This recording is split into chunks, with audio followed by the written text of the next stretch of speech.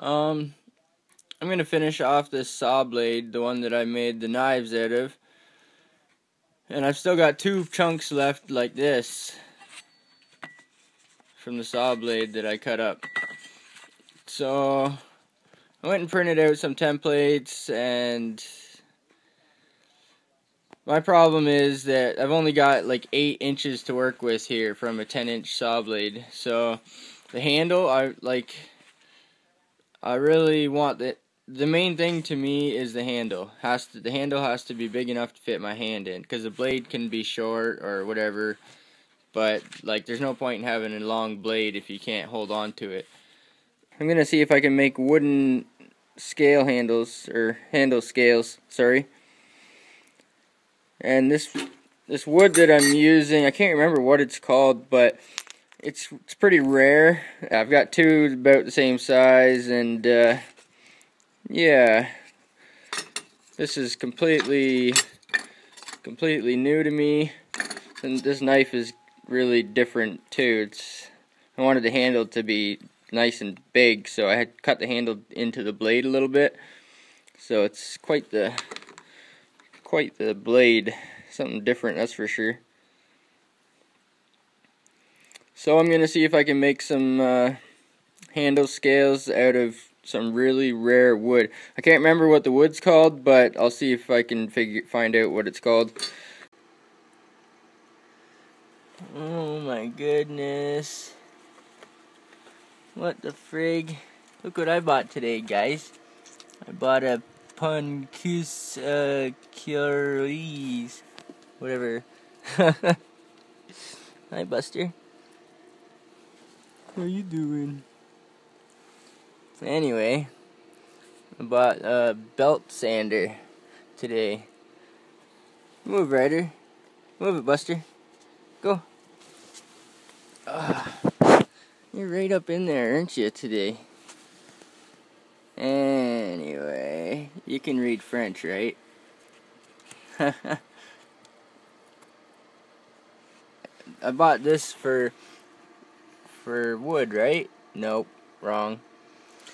I bought this for hopefully sharpening my homemade knives, or for cutting bevel edges. I see a lot of people use belt sanders, like a bench belt sander. This is a handheld one, but I think I can mount it in my vise and turn it into a bench sander, belt sander.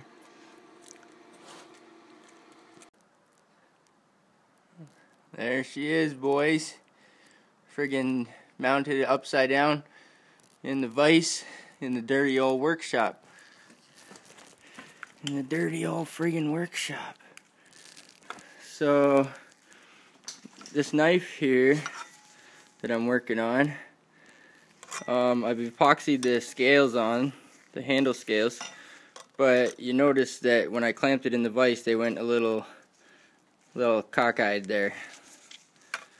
So I'm gonna put it on the belt sander like this, and make it all smooth on the spine, and maybe all the way around. Anyway, I don't know. We'll see what happens. I'll see if I can. I planned on sanding it down anyway afterwards, but yeah, I got to take it down to the spine, or take it down to the blade pretty much. So yeah, I'll try out the new belt sander. I think I got it plugged in here, if I can find the trigger. And it has a trigger lock too, so I can turn it on and I can just leave it on, so it'll just run. So yeah, and I see a lot of guys that are cutting their bevel edges. They use belt sanders too. So we'll see what happens. I don't know if I can cut steel with that or not. Okay, I put the I call it the slicer, but anyway, I put this the handle scales on the belt sander today, and the handle is a lot better. Still not perfect, but it's a lot more symmetrical and uniform now. And yeah, that's it right there.